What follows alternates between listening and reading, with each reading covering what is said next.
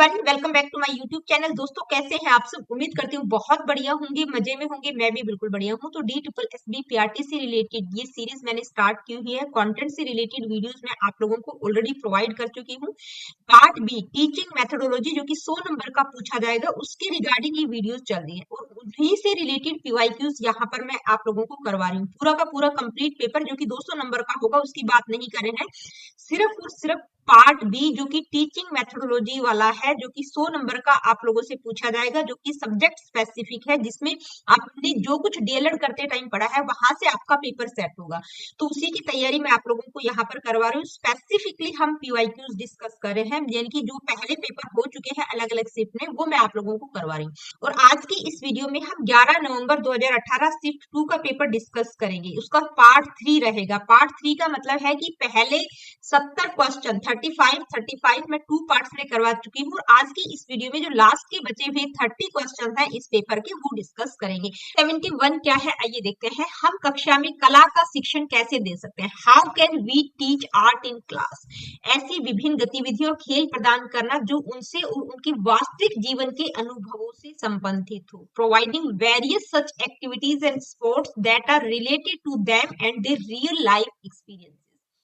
ऐसा कला रूप प्रदान करना जिसका वे अनुकरण कर सकते हैं। Providing such art forms which they can imitate, यानी कि ऐसे आर्ट फॉर्म्स प्रोवाइड करना जिसको बच्चे इमिटेट करके मतलब बना पाए। विभिन्न कला रूपों के उदाहरण देना। Giving examples of various art forms. कला प्रदर्शन के वीडियो दिखाना। Showing videos of art performance, यानी कि आर्ट परफॉर्मेंस के वीडियोस बच्चों को दिखाना। तो जो सबसे बेस्ट ऑप्शन रहेगा वो क्या रहेगा? Providing various such activities and sports that are related to them and their real life experiences. ठीक है, उसी के थ्रू आप बच्चों को आर्ट की शिक्षा प्रदान कर सकते हैं कि भाई ऐसी विभिन्न गतिविधियां और खेल प्रदान करना जो उनसे उनके वास्तविक जीवन के अनुभवों से संबंधित। नेक्स्ट क्वेश्चन क्या है आइए देखते हैं। निम्नलिखित में से कौन सी चीज अवांछित बच्चों में पॉजिटिव सोशल बिहेवियर लाने में मदद करती है? Which of the following helps to unwanted children with positive social behaviour? यानी कि जो बच्चे शरारती हैं, जो अनवांटेड चिल्ड्रन है, उनका पॉजिटिव सोशल बिहेवियर कैसे किया जा सकता है? तो इनमें से कौन सी चीज मदद करेगी? कोचिंग, स्कोल्डिंग, मॉडलिंग और स्ट्रेंथनिंग पॉजिटिव सोशल बिहेवियर। तो कोचिंग की अगर हम बात करें तो ये डायरेक्ट इंस्ट्रक्शन आप प्रोवाइड करें कि आपको ये करना है वो नहीं करना, तो उससे तो बच्चे से आप एक्सपेक्ट नहीं कर सकते कि उसका पॉजिटिव सोशल बिहेवियर होगा। स्कॉल्डिंग मतलब डांटना फटकारना, आपको ये नहीं आता वो नहीं आता, पनिशमेंट दे रहे हैं, तो वो भी गलत हो जाएगा। तीसरा है मॉडलिंग। मॉडलिंग आपका बिल्कुल सही है, यानी कि मॉडलिंग किस पर बेस्ड है? एल्बर्ट बंडूरा की सोशल लर्निंग थ्योरी पर बेस्ड है ये कॉन्सेप्ट, और जिसमें वो कहते हैं कि बच्चे ऑब्जर्व करके, इमिटेट करके ज्यादा बेहतर तरीके से चीजों को पकड़ते हैं। ठीक है, वहां से वो चीजों को एक्वायर करते हैं। तो मॉडलिंग सबसे बेस्ट मेथड रहेगा।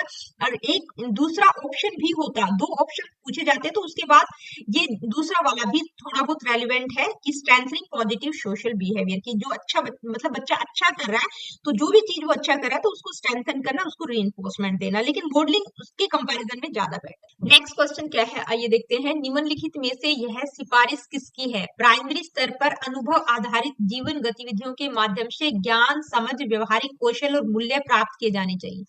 विच of the following is the recommendations from? किसकी रिकमेंडेशंस हैं ये? Knowledge, understanding, practical skills and values, यानी कि ये सारी चीजें किसके आधार पर? एक्सपीरियंस के आधार पर। जो रियल लाइफ एक्टिविटीज से रिलेटेड एक्सपीरियंसेस हैं उनके थ्रू अचीव की जानी चाहिए इन प्राइमरी। प्राइमरी का मतलब प्राइमरी स्तर पर अनुभव आधारित जीवन गतिविधियों के माध्यम से ज्ञान, समझ, व्यवहारिक कौशल और मूल्य प्राप्त किए जाने चाहिए। तो ये सिफारिशें किसकी हैं? NKC, NCF 2000, NPE 1986, NCF 2005। तो ये सारी की सारी रिकमेंडेशंस आपकी एनसीएफ 2005 में दी गई है।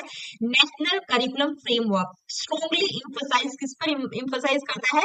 Learning through experience, activity based and life related learning, integration of knowledge, understanding skills and values, child centred and constructivist approach specially at the primary stage. तो ये सारी रिकमेंडेशन जो अभी हमने देखी है, ये knowledge, understanding, practical skills and values किसके थ्रू? एक्सपीरियंस के आधार पर अचीव की जानी चाहिए। लाइफ जो रियल लाइफ एक्सपीरियंसेस हैं उनके थ्रू ये सारी चीज अचीव की जानी चाहिए एट द प्राइमरी लेवल। ठीक है, तो ये एनसीएफ 2005 में कही गई है, ये रिकमेंडेशंस दी गई हैं। नेक्स्ट क्वेश्चन क्या है आइए देखते हैं। समक्ष स्वीकृति पहलू में जिन बच्चों को कभी कभार ही सकारात्मक या नकारात्मक रूप से चुना जाता है उन्हें क्या कहते हैं?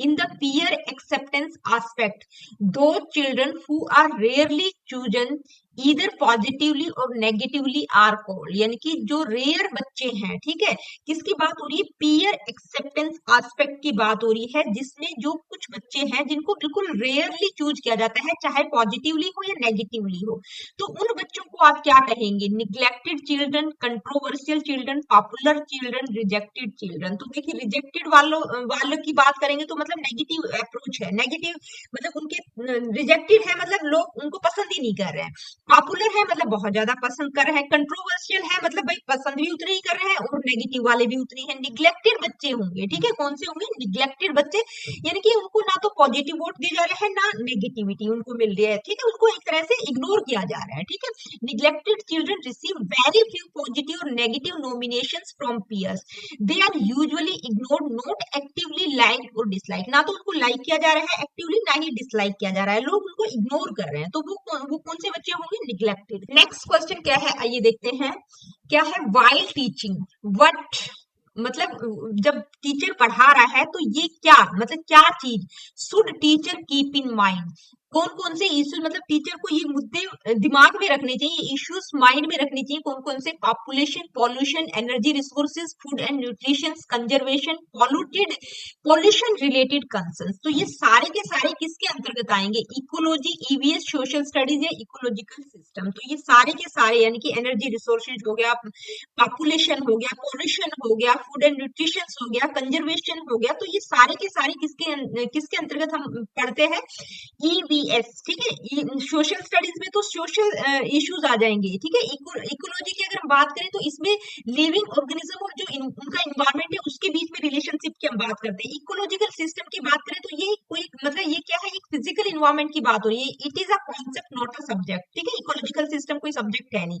और social studies specifically social issues पर बात करता है, तो किसके अंतर्गत आएंगे? Environmental studies.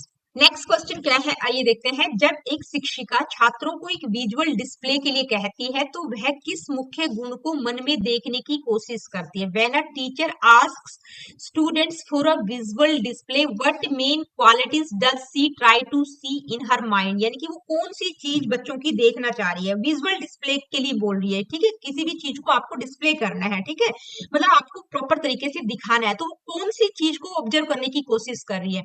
Neatness, gender equality, punctuality या ह्यूमिलिटी। तो देखिए आपको पता चल गया होगा विजुअल डिस्प्ले में क्या होना चाहिए। जेंडर इक्वलिटी, पंक्चुअलिटी, ह्यूमिलिटी की बात नहीं हो रही, किसकी बात हो रही है? नीटनेस की बात हो रही है, यानी कि कोई भी चीज दिखाई जा रही है, जो भी प्रेजेंट की जा रही है इन्फॉर्मेशन, वो बिल्कुल क्लियर होनी चाहिए, क्लीन होनी चाहिए, ऑर्डरली मैनेज मतलब अरेंज होनी चाहिए, विजुअल अपील उसका होना चाहिए, ठीक है। While creativity matters, the core observable quality assessed through a display is how neatly and clearly information is presented, यानी कि जो भी इंफॉर्मेशन प्रेजेंट की जा रही है वो कितनी क्लियर और नीट है, ठीक है, वो देखने की कोशिश कर रही है। तो आपका आंसर क्या रहेगा? नीटनेस। नेक्स्ट क्वेश्चन क्या है, आइए देखते हैं। नीचे दिए गए कथन को पढ़ें और सही विकल्प चुनें। कथन क्या है? सभी कलाएं अच्छी कलाएं हैं, मध्यस्थ कला जैसा कुछ भी नहीं है। तो स्टेटमेंट क्या दे रखी है? All arts are fine arts, there is no such thing as a middle art, यानी कि मिडल आर्ट जैसी कोई चीज नहीं होती, ये स्टेटमेंट है। तो ये पूछा गया है कि ये जो स्टेटमेंट है ये आंशिक रूप से सत्य है, गलत है, सत्य है या आंशिक रूप से गलत है, पार्शियली फॉल्स है या पार्शियली ट्रू है या ट्रू है या फॉल्स है। तो अगर हम इस स्टेटमेंट की बात करें तो ये स्टेटमेंट बिल्कुल करेक्ट है। क्यों है? क्योंकि ये कहां से लिया गया है ये idea? British philosopher R G. Collingwood की फिलोसफी, यानी कि उनका जो वर्क है, उनकी जो बुक है द प्रिंसिपल्स ऑफ आर्ट से ये लाइन ली गई है, जिसमें उन्होंने मतलब कहा है, वो क्या आर्ग्यू करते हैं कि आर्ट क्या होती है? प्रॉपर होती है, फाइन होती है, कोई मिडल आर्ट जैसी कोई चीज नहीं होती है, ठीक है। Is a distinct activity of expression, for him something either is art और इट इज नॉट, ठीक है, यानी कि होगी या नहीं होगी, मिडल वाली कोई चीज नहीं होती कि मिडल आर्ट की partially where a work is partially aesthetic and partially just a mechanical craft or amusement, यानी कि पार्शियल वाली कोई चीज नहीं होगी, मिडिल आर्ट जैसी कोई चीज नहीं होती।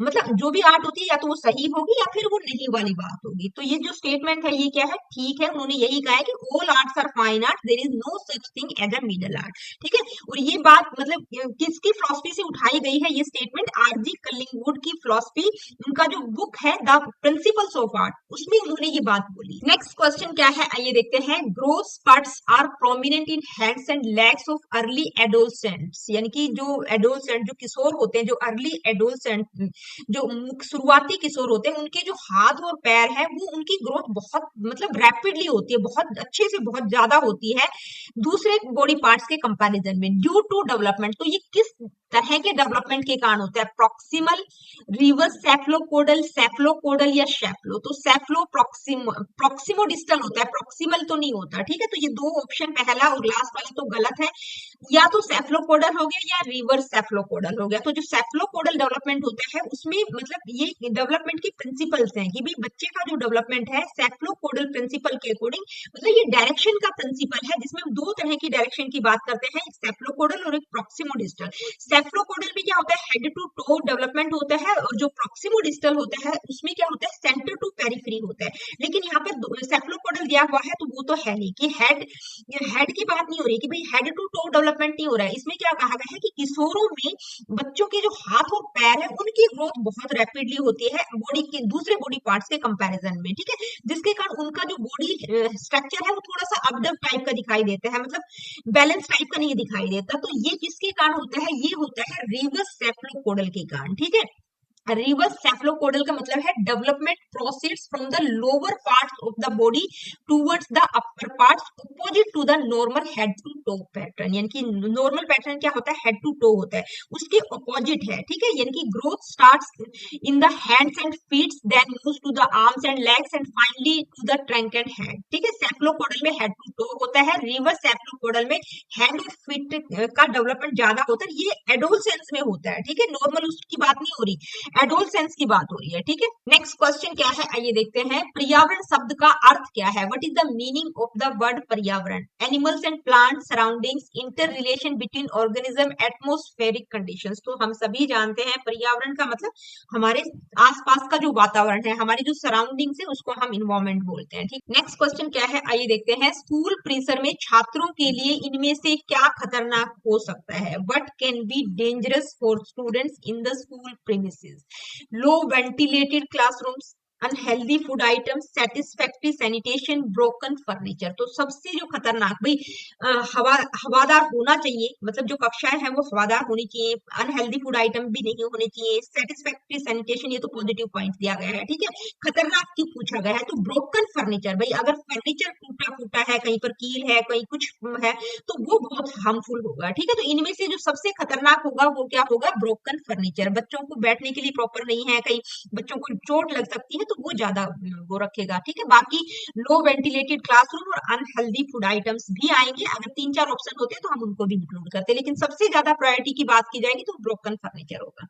नेक्स्ट क्वेश्चन क्या है आइए देखते हैं। स्कूल में स्वस्थ शारीरिक वातावरण बनाने के लिए किसकी सहभागिता आवश्यक है, whose participation is necessary to create a healthy physical environment in school. तो किसकी सहभागिता आवश्यक है, teacher, student and society, school administrator, parents, students and health specialist, community leaders या हेल्थ मिनिस्टर। तो नीचे के दो ऑप्शन तो बिल्कुल ही इररेलीवेंट है। ठीक है, इन दो को तो आप कट कर देंगे, इन दो में से आपको सोचने की जरूरत है। ठीक है, तो जो सबसे रेलिवेंट है वो क्या है, school administrator, parents, student and health specialist. क्या क्यों है, क्योंकि in this the participation of school administration, यानी कि रूल्स के लिए बहुत जरूरी है कि भाई आपको रूल बनाने पड़ेंगे। एडमिनिस्ट्रेशन का काम होता है, प्रशासन का काम होता है कि जो भी हेल्थ से रिलेटेड रूल्स बनाए गए उनको ध्यान में रखना है। ठीक है, पेरेंट्स और स्टूडेंट्स कोऑपरेट करेंगे। ठीक है, दोनों को कोऑपरेट करना पड़ेगा, हेल्थ स्पेशलिस्ट भी होना चाहिए वो प्रॉपर गाइडेंस के लिए, ये भी मैंडेटरी है। तो ये सारी ये जो ऑप्शन है ये आपका सबसे ज्यादा करेक्ट है। अगर दूसरे की अगर बात करें, जो ए ऑप्शन है टीचर, स्टूडेंट एंड सोसाइटी, उनका भी अहम रोल है। भाई टीचर स्टूडेंट का तो रोल है, सोसाइटी का भी होगा, लेकिन सबसे जो बेस्ट रहेगा वो स्कूल की बात हो रही है। ठीक है, तो इसमें क्या है, इसमें सोसाइटी है। ठीक है, तो सोसाइटी बाद में आएगी, पहले स्कूल का जो एडमिनिस्ट्रेटर जो भी प्रशासनिक लोग हैं, जो प्रशासन को देख रहे हैं, उनका रोल है पेरेंट्स और स्टूडेंट्स को कोऑपरेट करना है, और एक हेल्थ स्पेशलिस्ट भी होना चाहिए स्कूल में, ठीक है। तो ये सारी चीजें होनी चाहिए, तो आपका ऑप्शन बी ज्यादा करेक्ट रहेगा। अगर दो ऑप्शन या दो या तीन होते तो हम पहले और दूसरे दोनों के साथ जाते। नेक्स्ट क्वेश्चन क्या है, आइए देखते हैं। The primary school teachers major responsibility is to communicate effectively in order to, यानी कि जो प्राइमरी स्कूल टीचर है उसकी मेजर रिस्पॉन्सिबिलिटी है कि भाई वो इफेक्टिवली कम्युनिकेट करे, ठीक है। तो चार ऑप्शंस दे रखे हैं, कौन सा सही है। Inform the school management about management related issues, यानी कि स्कूल मैनेजमेंट को जो मैनेजमेंट से रिलेटेड इश्यूज है उसके बारे में इन्फॉर्म करे। Maintain trust and share the students progress with parents, यानी कि पेरेंट्स के साथ मतलब स्टूडेंट्स की जो भी प्रोग्रेस है उसको शेयर करें, अपना एक ट्रस्ट उनके साथ मेंटेन करें। Create a two way channel between school and home, यानी कि एक टू वे कम्युनिकेशन के लिए एक टू वे चैनल क्रिएट करें कि भी ताकि स्कूल और बच्चे के जो पेरेंट्स हैं उनके साथ प्रॉपर तरीके से कम्युनिकेट किया जा सके। Communicate with families about school programmes and student progress, यानी कि जो कम्युनिकेट करना है बच्चों की जो भी फैमिलीज है उनके साथ स्कूल प्रोग्राम्स और स्टूडेंट प्रोग्रेस के बारे में। तो देखिए अगर आप ध्यान से देखेंगे तो जो मैनेजमेंट वाला है उसको छोड़कर, ठीक है, कि भाई टीचर प्राइमरी टीचर का मैनेजमेंट से ज्यादा लेना देना नहीं होता, ठीक है, क्योंकि प्राइमरी स्कूल टीचर मेनली किस पर फोकस करेगा, sharing students progress with parents and building trust, creating a two way link between school and home, informing families about school programmes and student progress. तो ये तीन ऑप्शन यानी कि B C और D आपका करेक्ट रहेगा। कौन सा गलत होगा, मतलब स्कूल मैनेजमेंट वाले को हम नहीं लेंगे, ठीक है, क्योंकि स्कूल मैनेजमेंट क्या है, informing management about management related issues is not a primary responsibility of teachers, ये टीचर की कोई प्राइमरी रिस्पॉन्सिबिलिटी नहीं है, ठीक है। ये मोर किससे रिलेटेड है, एडमिनिस्ट्रेटिव रोल की बात की गई है, तो इसको हम हटा सकते हैं। बाकी जो तीन ऑप्शन है बी सी और डी वो बिल्कुल करेक्ट रहेंगे कि भाई ये तो मस्ट है, ठीक है, ये तो प्राइमरी ड्यूटी है एक टीचर की भाई। नेक्स्ट क्वेश्चन क्या है, आइए देखते हैं। स्कूल के मैनेजमेंट के बारे में एसएमसी में, एसएमसी का मतलब स्कूल मैनेजमेंट कमेटी होती है, उसमें पेरेंट मेंबर्स यानी कि जो पेरेंट मेंबर्स हैं उनके जो भी सुझाव आए हैं, ठीक है, कि क्या मुद्दे उठाए जाने चाहिए और स्कूल को ये बताना चाहिए कि वह क्या कर रहा है और उसमें कैसे बदलाव किया जाना चाहिए। About the management of school what should be raise through the suggestion of parent members in SMC and school should suggest about what is doing and how it should be change, ठीक है, यानी कि parents के members जो भी मतलब SMC में parents भी मेंबर्स होते हैं, ठीक है, स्कूल मैनेजमेंट कमेटी में। तो जो भी सुझाव पेरेंट्स की तरफ से आए हैं कि भाई क्या मुद्दे उठाए जाने चाहिए स्कूल के बारे में, वो जो भी सुझाव दे रहे हैं कि कैसे क्या बदलाव किया जा सकता है, कहाँ पर सही है कहाँ पर गलत, तो इस तरह के जो सुझाव होते हैं, ठीक है, तो उनको मतलब कौन बताएगा, स्कूल की एसएमसी में जो स्कूल मैनेजमेंट कमेटी होगी तो किसका रोल रहेगा, कौन बताएगा कौन उठाएगा, स्कूल प्रिंसिपल, टीचर, पेरेंट्स या टीचर। तो देखिए किसका रोल रहेगा, स्कूल प्रिंसिपल का रहेगा, ठीक है, क्योंकि स्कूल प्रिंसिपल ही बताएगा स्कूल मैनेजमेंट कमेटी को भाई ये मुद्दे हैं, पेरेंट्स के जो भी पेरेंट्स मेंबर है उनके ये सुझाव आए, ठीक है, तो कौन बताएगा, प्रिंसिपल। नेक्स्ट क्वेश्चन क्या है, आइए देखते हैं। अलोकप्रिय असामाजिक बच्चों को आमतौर पर क्यों ऐसा नाम दिया जाता है, why are unpopular anti social children usually given such a name, क्यों दिया जाता है, showing academic and social competence, यानी कि अकादमिक और सामाजिक दक्षता दिखाने के लिए उनको ऐसा नाम दिया जाता है कि वो अनपॉपुलर है, एंटी सोशल है, ठीक है, और सेंसिटिव विद पियर्स, यानी कि अपने जो दोस्त वगैरह हैं साथी लोग हैं उनके प्रति संवेदनशील होते हैं, athletic and physically well build होते हैं इसलिए दिया जाता है। टू चैलेंज अडल्ट ऑथोरिटी, क्यों दिया जाता है, क्योंकि वो अडल्ट ऑथोरिटी को चैलेंज करते हैं, ठीक है। Unpopular anti social children are often labelled, उनको इसलिए लेबलिंग किया जाता है क्योंकि वो डिफे या चैलेंज करते हैं एडल्ट ऑथोरिटी को, टीचर्स को, पेरेंट्स को, ठीक है, रूल को ब्रेक करते हैं, एग्रेसिव बिहेवियर को शो करते हैं, हैव डिफिकल्टी फॉलोइंग नॉर्म्स, उनको जो भी नॉर्म्स उनको फॉलो करने में उनको डिफिकल्टी होती है जिसके कारण पीयर रिजेक्शन को फेस करते हैं, ठीक है। देयर एंटी सोशल एक्शंस, तो वो इस तरह के जो एंटी सोशल एक्शन करते हैं रादर देन एकेडमिक और physical traits cause them to be unpopular, वो सारी चीजें उनको अनपॉपुलर करती है इसलिए उनको लेबल किया जाता है। नेक्स्ट क्वेश्चन क्या है, आइए देखते हैं। डेविएशन वर्क एजुकेशन के तहत स्टूडेंट्स को हॉस्पिटल के काम करने की स्थिति दी जानी चाहिए, जो लर्निंग फील्ड से ही ली जानी चाहिए। क्यों दी जानी चाहिए? Under deviation work education students should be given hospital work conditions which should be taken from learning fields. यानी कि आपको बच्चों को वर्क एजुकेशन की जब हम बात करते हैं, मतलब उसमें डेविएशन दिखाना चाह रहे हैं कि आपको डेविएशन देखना है। Under deviation work education students को आप हॉस्पिटल में काम करने की कंडीशंस क्रिएट कर रहे हैं, ठीक है। तो वो सारी चीजें आपको लर्निंग फील्ड से ही लेनी है। तो आप क्या करना चाह रहे हैं, क्या देखना चाह रहे हैं, ठीक है, उसके थ्रू बच्चों में क्या डेवलप करना चाह रहे हैं। यानी कि आप एक सोशल पॉलिटिकल सिनेरियो क्रिएट कर रहे हैं। Health and sanitation, entertainment and community service की बात हो रही है। Health and sanitation, society and community, social situations and conditions of life. तो देखिए किसकी बात हो रही है? हॉस्पिटल में काम करने की कंडीशंस। तो ये हेल्थ इश्यूज पर आप फोकस करना चाह रहे हैं। स्वास्थ्य और स्वच्छता, मनोरंजन और सामुदायिक सेवा की बात हो रही है, ठीक है। Health and sanitation, entertainment and community service, ठीक है। काम काम में बच्चों को इस तरह की सिचुएशन के थ्रू अवेयर करना, ठीक है, हेल्थ इश्यूज के बारे में। नेक्स्ट क्वेश्चन क्या है, आइए देखते हैं। through which our needs based life activities to be developed knowledge understanding practical skills and values should be achieved। यानी कि किसके जरिए हमारी जरूरतों पर आधारित जीवन की गतिविधियों के लिए ज्ञान, समझ, प्रैक्टिकल स्किल्स और वैल्यूज हासिल किए जाने चाहिए। तो ये सारी चीजें किसके थ्रू आप अचीव कर सकते हैं? Work experience, soft skill, field work या लाइफ स्किल्स। तो देखिए किसके थ्रू ये सारी चीजें, अंडर नॉलेज भी, अंडरस्टैंडिंग भी, प्रैक्टिकल स्किल्स भी, वैल्यूज भी, ठीक है, ये डेवलप करना, ठीक है। किस तरह की एक्टिविटीज के थ्रू? ये वर्क एक्सपीरियंस के थ्रू आएंगे, ठीक है।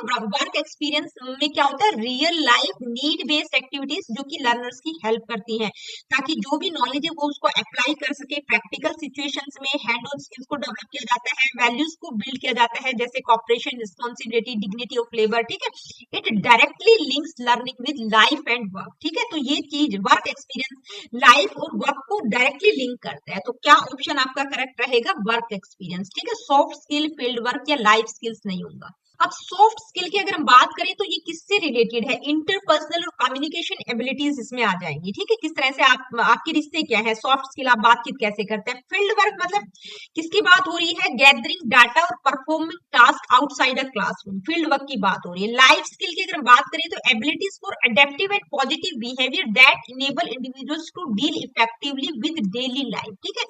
आप में वो स्किल्स होनी चाहिए कि भाई आप अपनी लाइफ को मतलब इफेक्टिवली जी पाए, ठीक है। आप मतलब कोई भी चीज को इफेक्टिवली डील कर सके। तो किसकी नॉलेज, अंडरस्टैंडिंग, प्रैक्टिकल स्किल्स और वैल्यूज किसके थ्रू अचीव किया जा सकता है? Work experience. नेक्स्ट क्वेश्चन क्या है, आइए देखते हैं। जिसकी सबसे महत्वपूर्ण विशेषता ज्यादा अभ्यास स्वरूप है, जिसका अर्थ है कि बच्चे अपने हाथों से काम करते हुए सीखेंगे। यानी कि क्या फीचर बताया गया है? मोर प्रैक्टिस नेचर, ठीक है, मतलब प्रैक्टिस करनी है, जिसका मतलब भी उन्होंने बता दिया है कि children will learn while working with their hands. यानी कि जो काम करे वो अपने हैंड और एक्टिविटीज की बात की गई है, अपने हाथों से काम करते हुए सीखेंगे, मतलब प्रैक्टिस प्रैक्टिस प्रैक्टिस की बात की गई है, ठीक है। तो इनमें से क्या चीज होगी? वो practical, project method, work education या एक्टिविटी बेस्ड एजुकेशन की बात हो रही है, ठीक है। तो किसकी बात हो रही है? ये वर्क एजुकेशन की बात हो रही है। वर्क एजुकेशन में लर्निंग बाय डूइंग पर इंफसाइज किया जाता है, यानी कि जो काम हो रहा है वो आप खुद करके सीख रहे हैं, ठीक है। यानी कि बच्चे अपने खुद के हाथों से प्रोडक्टिव वर्क कर रहे हैं, ठीक है। It focuses on practical skills, work habits and values like dignity of labour, ठीक है। तो ये कॉन्सेप्ट अगर हम देखें, वर्क एजुकेशन यानी कि जो बात कही गई है, जो फीचर पूछा गया है, वो स्पेसिफिकली महात्मा गांधी की जो नई तालीम एजुकेशन है, ठीक है, जिसमें उन्होंने हैंड ऑन एक्टिविटीज की बात की है कि भाई करके सीखना है, ठीक है। तो उसकी बात की गई है, मतलब जो प्रोडक्टिव वर्क है वो आप खुद अपने हाथों से करेंगे, तो उसकी बात की गई है। तो ये क्या है? वर्क एजुकेशन है। अगर हम प्रैक्टिकल की बात करें, जो पहला ऑप्शन है, तो ये क्या है? ये एक जनरल टर्म है, कोई स्पेसिफिक एजुकेशनल प्रोग्राम नहीं है। प्रोजेक्ट मेथड की अगर हम बात करें तो ये एक्टिविटी बेस्ड होता है, हम सभी जानते हैं, लेकिन continuously focused on hand on productive work पर इसमें एम्फसाइज नहीं किया जाता। लेकिन जो क्वेश्चन दिया गया है उसमें क्या कहा गया है? बच्चे कैसे सीखेंगे? While working with their hands, ठीक है, मतलब अपने हाथों से ही काम करके वो सीख रहे हैं। जो भी प्रोडक्टिव वर्क हो रहा है वो अपने हाथों से कर रहे हैं। तो प्रोजेक्ट मेथड में तो ऐसा नहीं होता। और एक्टिविटी बेस्ड एजुकेशन एक ब्रॉड अप्रोच है, does not specifically emphasise productive work, ठीक है। तो आपका ऑप्शन क्या रहेगा? Work education. नेक्स्ट क्वेश्चन क्या है, आइए देखते हैं। ग्रामीण इलाकों में छात्रों के लिए जोखिम कारक कौन से हैं? What are the risk factors for students in rural areas? Contact with lead यानी कि लीड से संपर्क, ठोस ईंधन का घर के भीतर धुआं, indoor smoke of solid fuel, air pollution, unsafe water and sanitation, जलवायु परिवर्तन, क्लाइमेट चेंज। तो सबसे जो रिस्क फैक्टर है, जो सबसे बड़ा है इनमें से, वो क्या है? Air pollution, unsafe water and sanitation. ठीक है, बच्चे सैनिटाइज वगैरह नहीं करते, इन सारी चीजों का वो ध्यान नहीं रखते। जो पानी है वो भी जरूरी नहीं है साफ हो, तो किसी भी तरह का हो सकता है। एयर पॉल्यूशन, ये सारे फैक्टर रहेंगे, ये सबसे बड़ा रिस्क फैक्टर है। इसके बाद अगर हम बात करें तो indoor smoke of solid fuel भी आ जाएगा, लेकिन जो सबसे बड़ा रिस्क फैक्टर है वो क्या है? Air pollution, unsafe water and sanitation. Next question क्या है, आइए देखते हैं। एनोरेक्सिया नर्वोसा क्या है? तो ये क्या है? Obstruction of the nervous system, sleep disorder, eating disorder या फिजिकल डिसेबिलिटी। तो देखिए, एनोरेक्सिया नर्वोसा एक ईटिंग से रिलेटेड डिसऑर्डर होता है, जिसमें क्या होता है, मतलब इसकी फीचर्स क्या होते हैं कि बच्चा, मतलब बच्चा तो नहीं कहेंगे, स्पेशली गर्ल्स में पाया जाता है, वो भी किशोरावस्था में। ठीक है, मतलब जो यंग गर्ल्स होती है उनमें रहता है कि अपने वेट को लेकर वो सीरियस रहती है, कि उनको डर रहता है कि कहीं मेरा वेट ना बढ़ जाए, फूड को वो रिस्ट्रिक्ट कर देती हैं। ठीक है, अपनी बॉडी इमेज को लेकर वो, मतलब उनके दिमाग में एक खौफ सा बैठ जाता है कि नॉर्मल होते हुए उनको शीशे में देखने पर ये लगता है कि नहीं मैं तो मोटी हो रही हूँ। ठीक है, तो ये किस में पाया जाता है? गर्ल्स में स्पेशली होता है, और एडोलसेंट्स, ठीक है, मतलब जो किशोर बच्चे होते हैं उनको प्रभावित करता है, उनमें ये ज्यादातर पाया जाता है। और ये मैंने अभी रिसेंटली एनोरेक्सिया नर्वोसा और एक दो और थे ईटिंग से रिलेटेड डिसऑर्डर, और एक दो और डिसऑर्डर थे, वो मैंने अभी डेवलपमेंट की जो स्टेजेस मैंने करवाई थी, तो उस वीडियो में आपको मिल जाएंगे।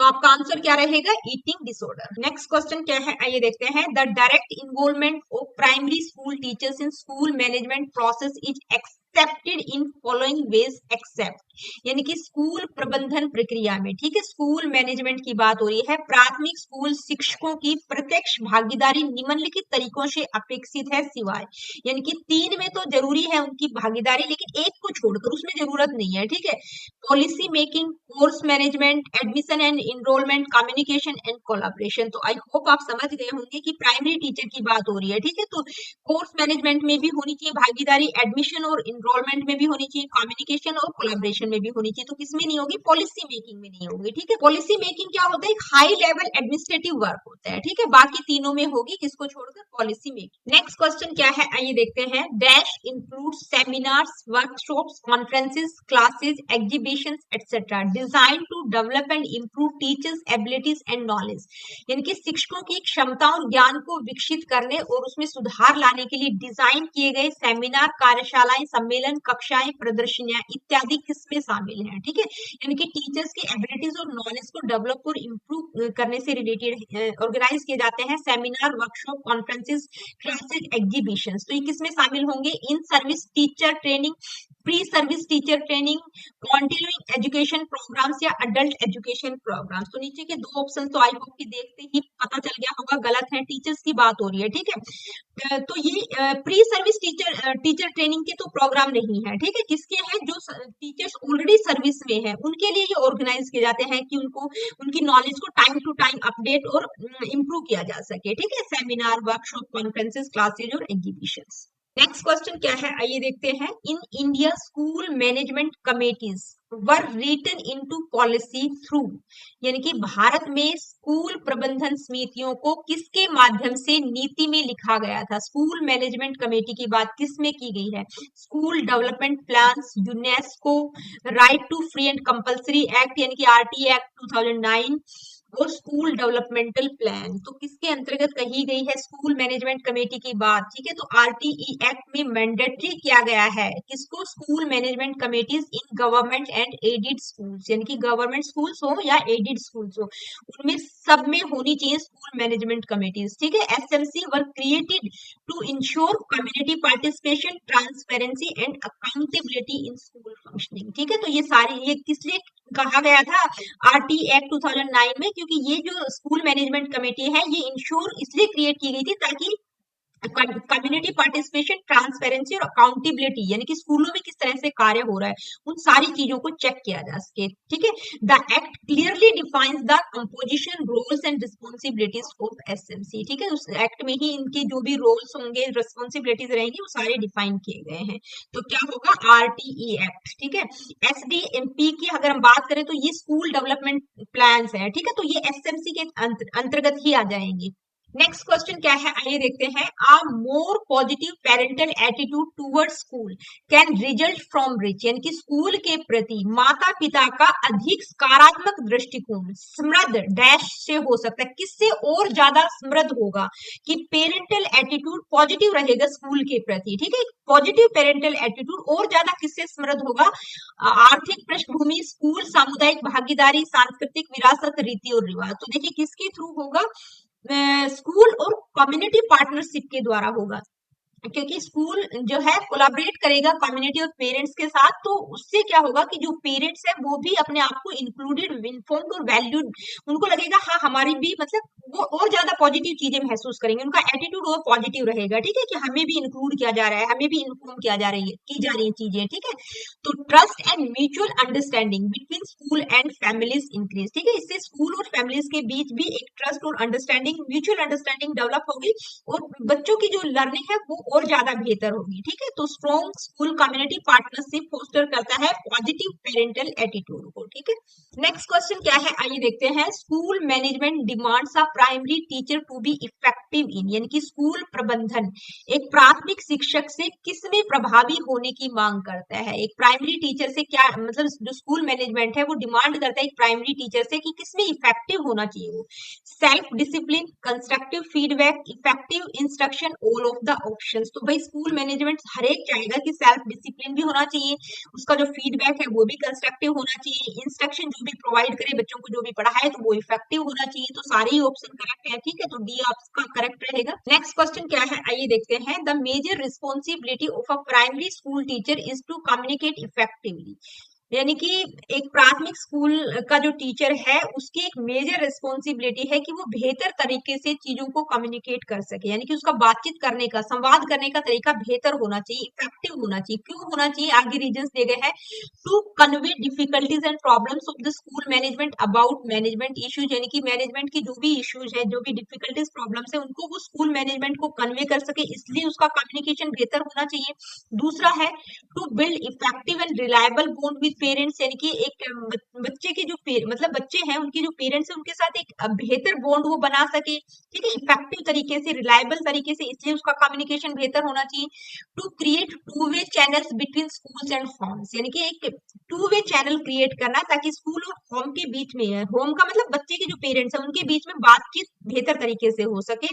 नेक्स्ट क्या है, with the families about school programmes and student progress, यानी कि जो भी फैमिलीज है उनको स्कूल प्रोग्राम और स्टूडेंट की प्रोग्रेस के बारे में बताने के लिए। तो देखिए अगर हम चारों ऑप्शंस को देखें तो जो पहला ऑप्शन है वो क्या है, मैनेजमेंट से रिलेटेड है। ठीक है, यानी कि generally administrative and note a primary pedagogical responsibility towards the community. ठीक है, यानी कि टीचर का उसके लिए जरूरी नहीं है कि भी मैनेजमेंट में ये इश्यूज है, तो वो एडमिनिस्ट्रेटिव वर्क है। ठीक है, यानी कि वो मैनेजमेंट का काम है, तो उसके लिए जरूरत नहीं है। बाकी जो नीचे के तीन ऑप्शन दिए गए हैं कि भी पेरेंट्स के साथ एक रिलायबल बॉन्ड बनाना, तो इसके लिए बहुत जरूरी है, एक टीचर को बनाना चाहिए।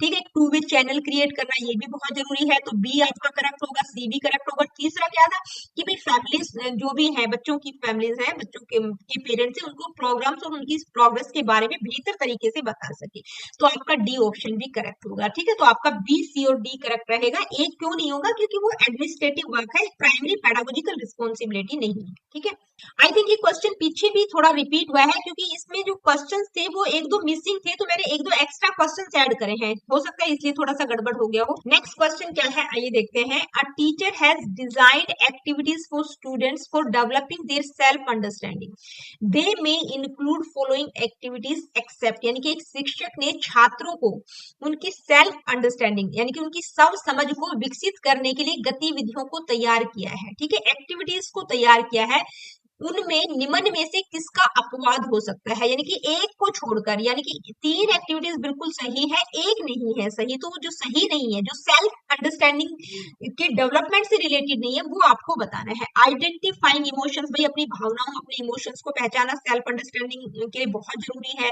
भावनाओं को व्यक्त करना, ये भी दोस्त बनाना, ठीक है, मतलब आप अपने आप को बेहतर तरीके से समझ पाएंगे, तभी दूसरों के साथ बेहतर तरीके से व्यवहार कर पाएंगे। मतलब अपने दोस्तों को किस तरह से बनाएंगे, ये भी सेल्फ अंडरस्टैंडिंग से रिलेटेड है। क्या नहीं होगा, मैनेजिंग टाइम। क्यों नहीं होगा, क्योंकि ये क्या है, एक ऑर्गेनाइजेशनल स्किल है, ठीक है, जो कि रिसोर्स मैनेजमेंट से रिलेटेड है, कि भाई जो भी आपका टाइम है उसको आप किस तरह से मैनेज करेंगे, सेल्फ अंडरस्टैंडिंग के डेवलपमेंट से रिलेटेड नहीं है, ठीक है। नेक्स्ट क्वेश्चन क्या है, आइए देखते हैं। Research has shown that dash has a positive impact on many indicators of students achievements, यानी कि शोध से पता चला है कि क्या, कि छात्र उपलब्धि के कई संकेतकों पर, इंडिकेटर्स हैं कि उनकी जो अचीवमेंट है, उनके इंडिकेटर्स है वो चीज, तो उस पर पॉजिटिव इम्पैक्ट रहा है। किस चीज का रहा है, उसमें जो पॉजिटिव इंडिकेटर्स हैं उसमें इंक्लूड भी क्या है, कि भाई जैसे हायर ग्रेड्स, बच्चे हायर ग्रेड आ रहे हैं, टेस्ट स्कोर उनका बेहतर है, ठीक है, हायर ग्रेड और टेस्ट स्कोर है, इनरोलमेंट हो रहा है हायर लेवल प्रोग्राम्स में, लोअर ड्रॉप आउट रेट्स हो रहे हैं, यानी कि बच्चे मतलब स्कूल को छोड़ नहीं रहे, स्कूल छोड़ने की दर कम हो रही है। तो ये क्या है, ये अचीवमेंट्स में इंक्लूड किए गए हैं, ये चीजें, ये पॉजिटिव इंडिकेटर्स हैं। तो किसके कारण, जो रिसर्च हुआ उसमें दिखाया गया है कि इस चीज का, इसके कारण पॉजिटिव इम्पैक्ट रहा है, कि स्टूडेंट की प्रीवियस परफॉर्मेंस के कारण पॉजिटिव इम्पैक्ट रहा है, स्टूडेंट्स की अचीवमेंट है उस पर, या टीचर एजुकेशन का रोल है, या पेरेंटल एंगेजमेंट है, या पीयर प्रेशर। तो पीयर प्रेशर तो नहीं होगा, ये भी गलत है। या स्टूडेंट की जो प्रीवियस परफॉर्मेंस है उसके आधार पर हम नहीं कह सकते कि भाई जो हायर ग्रेड्स और टेस्ट स्कोर है या ड्रॉप आउट रेट कम हो रहे हैं, तो ये मतलब उससे तो रिलेटेड नहीं है। तो किससे रहेगा, पेरेंटल एंगेजमेंट से, क्योंकि जो रिसर्च है वो कंसिस्टेंटली क्या शो करते हैं, parental engagement has a strong positive impact on students achievements, यानी कि कौन कौन से अचीवमेंट की बात की गई है, higher grades and test scores, greater enrolment in higher level programmes, lower drop out rates, यानी कि पेरेंट्स जब अवेयर होंगे, पेरेंट्स की सहभागिता होगी, तभी ये सारी चीजें पॉसिबल होंगी, ठीक है। टीचर के कारण या स्टूडेंट्स की प्रीवियस परफॉर्मेंस या पीयर प्रेशर के कारण ये सारी चीजें नहीं हो सकती। तो ये पॉजिटिव इंडिकेटर्स है स्टूडेंट्स की अचीवमेंट की, किसके कारण पॉसिबल है, पेरेंट्स इंगेजमेंट के कारण, पेरेंटल इंगेजमेंट, ठीक है। नेक्स्ट क्वेश्चन क्या है, आइए देखते हैं। As decision maker of the school dash should vote in और stand for the election of parent managers on the SMC and put forward views about what the school is doing and make suggestions on how it should be run, यानी कि school के निर्णयकर्ता के रूप में किसे SMC में अभिभावक प्रबंधकों के चुनाव में मतदान करना या खड़ा होना चाहिए, ठीक है।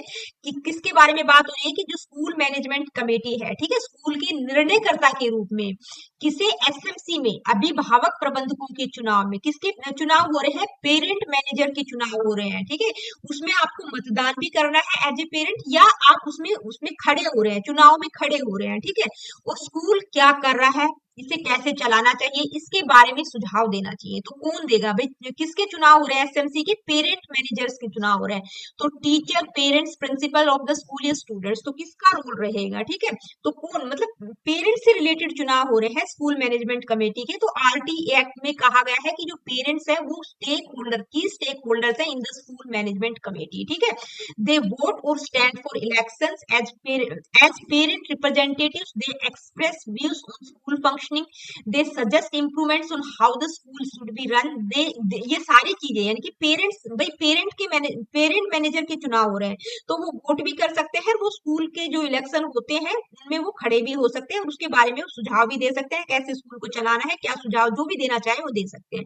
तो पेरेंट्स का रोल बताया गया है, ठीक है। ये किसमें कहा गया है, आरटी एक्ट में पेरेंट्स को की स्टेक होल्डर माना गया है स्कूल मैनेजमेंट कमेटी का, कि पेरेंट्स का अहम रोल होना चाहिए, क्योंकि उनके बच्चे पढ़ रहे हैं, ठीक है।